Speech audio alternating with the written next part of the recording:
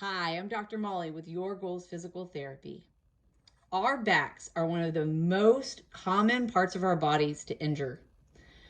I talk to people every day that either have a mild backache or they're all the way to contemplating having surgery. And one of the main themes across everybody across that whole spectrum is their fear of moving and making the pain worse. So my goal with today's video is to go over the anatomy of that lower spine and how it is that I help people get from having back pain with absolutely everything they do to having no back pain with absolutely everything they do. And that can be somebody who has just a mild ache all the way to somebody who has been told they have the worst herniated disc that doctor has ever seen. I have treated people who have come into my clinic doubled over, bent over fully. And within a month or two, they're able to stand up and go back to work. So that's not everybody. That isn't out, that there are, there are reasons for people being in several several states of healing, but it is possible to get to that point. And let me kind of go over the anatomy of that now. So in this first lovely drawing of mine, you have a normal spine. For many of us, we would probably have to go all the way back to high school. Okay, but thankfully our bodies are very resilient. But in a normal spine, your ear would be in line with your shoulder, which would be in line with your hips, which would be in line with your ankles. There would be basically a big line that goes right through there.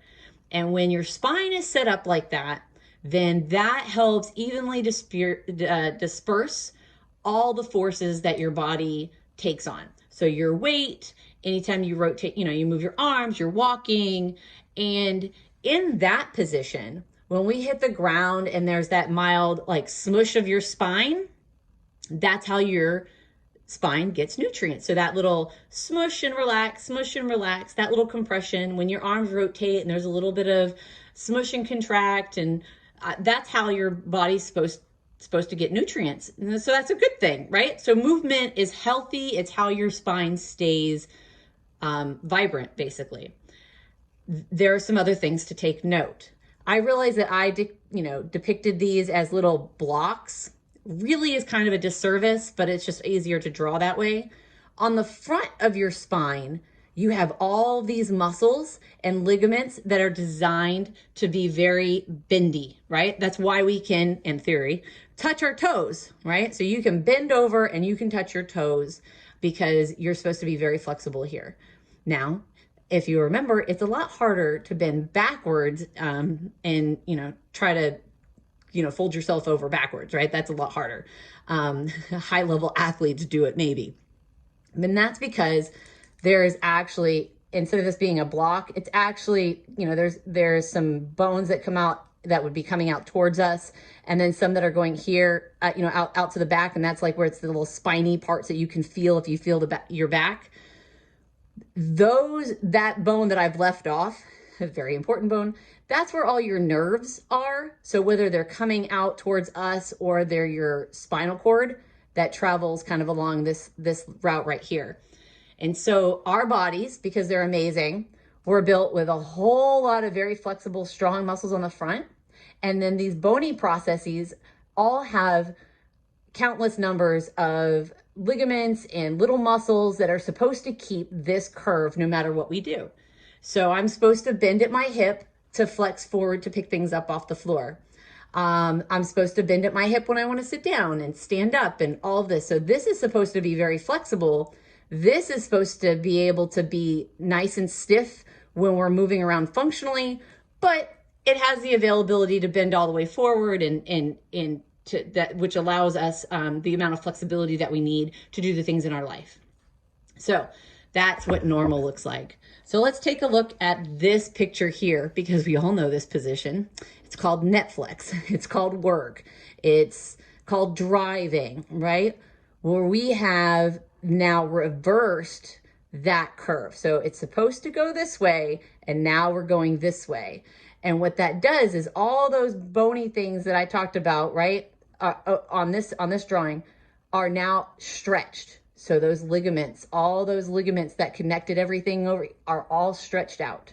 And then all of this super strong, it's supposed to be a little bit, flexible muscle over here is just getting stuck in a shortened position for long periods of time.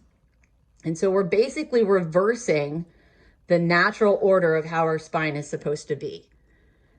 And then, unfortunately, the actual reality for many of us is that we spend a lot of our time going from this super flex position to then reversing it. So we just flip back and forth, right? We sit for long periods. And then when we stand up, we stand in this overarched position, which is what this is supposed to be depicting. Okay. My artwork may not be beautiful, but hopefully it's helpful. Well, with anything over time that bends this way and then bends this way, there ends up being a weak point, right? So we're seeing it right now. It's even happened so shortly, right? There's a sharper bend right here. So that's what I was trying to depict over here. So what that means is all these ligaments and all these muscles that are supposed to be long and flexible over here and all these back here have been stretched. They've gotten used to being in positions that they weren't anatomically designed for. And because there ends up being normally a point that is more bent than the other, that's typically where people end up with their herniation. So wherever that ended up for you, you end up with this disc bulge that happens at that spot. Now the disc bulge is where, I was talking about on the normal spine, what actually smushes down and contracts, that's your disc. And it's designed to be smushy and go up and down. But once it's over here and it's been super stretched out this way, and then it flips back around and gets super stretched out this way, things break down. And then somewhere along that point, you end up with a bulge. And depending on where that bulge is, that depends on where your pain is and how uncomfortable you are, and it goes on. Because there's actually been massive amounts of studies that show that 99% of the population has herniated discs. So it really is not just the fact that you have a disc, it's where it's located and what else is going on. And as I kind of pointed out with all of these, it wasn't just one thing, right? So our spines don't do this for just one thing. It's every time I pick up my dog bowl. It's every time I clean up my kids' toys. It's every time I get in and out of my car. It's every time I bend over at the grocery store. I do this to my spine all the time and I don't even think about it. You stand like this when you brush your teeth, when you wash your face, doing laundry.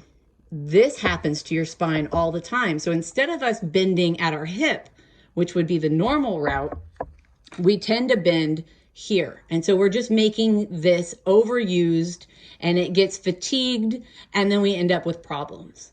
But again, because I just mentioned it, with all those things, right? So everything I just mentioned are things that all of us do every day. And those aren't even heavy things. That's not me lifting up heavy boxes. That's not me moving my house. Those are just everyday things that we do.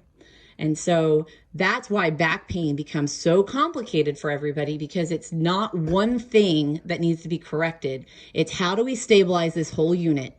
And what is this unit doing? So what is my lower back doing in relation to other things? Because some people, it's actually not their spine that's the biggest problem. It's the fact their hips don't move. Or maybe it has something to do with your thoracic spine. So like that middle spine where your ribs are, there could be something going on there, which is preventing a whole lot more movement, or is moving more than it's supposed to, or something is not balanced and it's causing extra strain on your lower back. It could be something happened at one foot or one of your hips or your knees, and it's causing some imbalance with the way that you walk. So back pain is not purely a back problem for all of those reasons. And that is what I do. I look at people from the head to their toe. I try to see how everything in their body is moving, and I come up with a plan that is specific to them. I don't ever give anybody a cookie cutter home exercise program, because every one of us is different. We all have different lifestyles. We all have different choices that we need to make. And so that is how I help people who have come in with just mild aches and pains. Maybe their back is just starting to hurt, to somebody who is completely doubled over and cannot go to work for the life of them because they can't even stand up straight. So I hope that this helps kind of explain the anatomy of the lower back and how it relates to other parts of your body.